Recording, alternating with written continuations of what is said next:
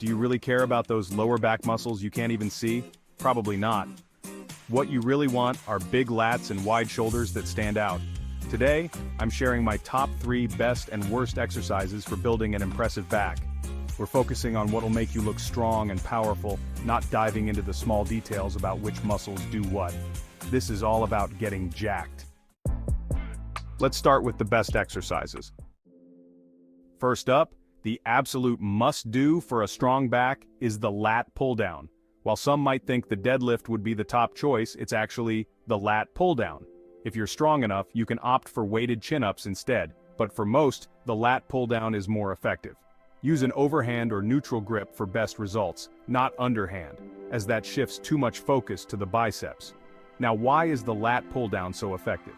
It's because it directly targets the latissimus dorsi, the largest muscle in your back, which gives you that coveted V-taper appearance. The beauty of this exercise is in its versatility. You can adjust your grip width and style to hit different parts of the back. If you're looking to build a wide, powerful back, this is your bread and butter. Plus, the controlled nature of the movement reduces the risk of injury, allowing you to focus purely on muscle contraction and growth. Aim for about 1.5 times shoulder width for your grip. If you get bored, feel free to switch it up with different grips, but the main thing is to keep challenging those lats. Another great move is the straight arm pull down, which also engages your core and triceps, giving your body a full workout. The straight arm pull down might seem like a minor variation, but it's incredibly effective for isolating the lats. By keeping your arms straight, you eliminate most of the bicep involvement, forcing your lats to do all the work. This exercise also teaches you to use your lats properly in other lifts, helping to improve your overall back development. Additionally, the engagement of the core during this exercise means you're getting some bonus abdominal work, further enhancing your overall fitness and stability. The second top exercise isn't the deadlift either. It's the seated chest-supported row. This version of the row is easier on your lower back, which is crucial since so many people suffer from lower back issues. Chest-supported exercises allow you to focus on form and control, reducing the risk of injury. The seated chest-supported row is a game changer for those who want to build a thick, muscular back without risking their lower back health. The support for your chest means you can lift heavier without compromising your form, which is often a problem with traditional bent-over rows. This exercise primarily targets the middle of your back, hitting muscles like the rhomboids and trapezius, which are key for that thick, dense look. By maintaining strict form, you can really focus on squeezing those shoulder blades together, enhancing your muscle-mind connection, and ensuring that you're working the right muscles. If you don't have access to a chest-supported row machine, a T-bar row is a good alternative, or you can do a seated row without the chest support. Bent-over rows can also work, but they're riskier for your lower back, so be cautious. If you prefer one-arm rows, keep in mind they take longer to complete since you're working each side individually. When doing rows without chest support, it's essential to focus on keeping your back flat and your core engaged to protect your spine. Bent-over rows are a classic for a reason. They work, but only if done correctly. The key is to avoid using momentum and to lift with control. If you find that your lower back is taking too much strain, it might be time to reduce the weight or switch to a chest-supported version. One-arm rows, while effective, require patience and symmetry in your lifting routine to avoid imbalances. Remember, it's not just about moving the weight, it's about working the muscle. The deadlift does make it into the top 3, specifically the sumo deadlift for those with lower back problems. While conventional deadlifts are popular, sumo deadlifts are easier on the back and still provide a solid workout for your entire back and lower body. If you have access to a trap bar, that's another good option for deadlifts. Deadlifts are often hailed as the king of back exercises, and for good reason. They engage almost every muscle in your posterior chain from your traps down to your calves.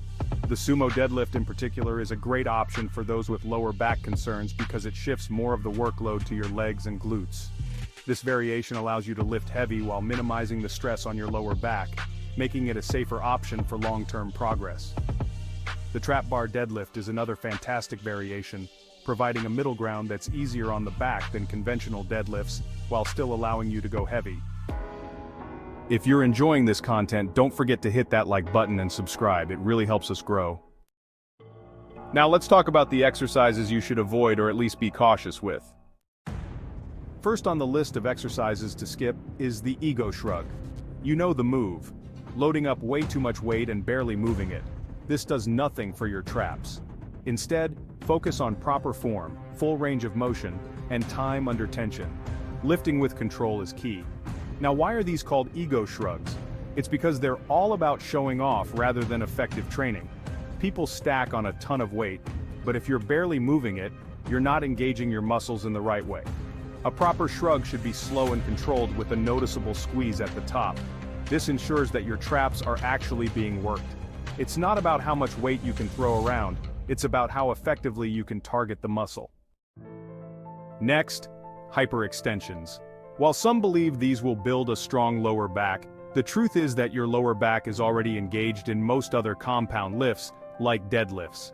Hyperextensions can lead to overtraining and injury, so they're not necessary for most people. Let's dive a bit deeper here. The lower back is one of those areas that's constantly under stress in almost every compound lift you do. Squats, deadlifts, even overhead presses. It doesn't need the extra strain of hyperextensions, which can easily lead to overuse injuries. What's more, hyperextensions often focus more on endurance than strength, which is not what you're after when you're looking to build a strong muscular back. Your time would be better spent on exercises that provide more bang for your buck, like the rows or deadlifts we talked about earlier. Finally, avoid confusing rear delt exercises with back exercises. Moves like bent laterals and reverse pec deck are great for your shoulders, but they don't do much for your back. Save those for shoulder day and focus on actual back exercises during your back workouts. This is a common mistake because yes, rear delts are located on the backside of your body, but they're part of your shoulders, not your back. So many people think they're working their back when they're really just hitting their rear delts. This isn't a bad thing, it's just not what you're aiming for on back day.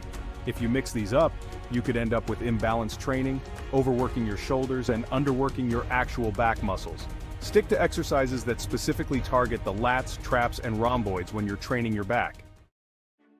When planning your back workout, stick to the main exercises that target the largest muscle groups. Don't overcomplicate things, focus on these key lifts, and you'll see significant progress. If you're not feeling it the next day, it might be time to push harder. Remember, consistency and proper form are your best tools in the gym. Train smart, and you'll get the results you're after. And before you go, be sure to check out the other videos we've got for you. Just click on the ones on the left and right.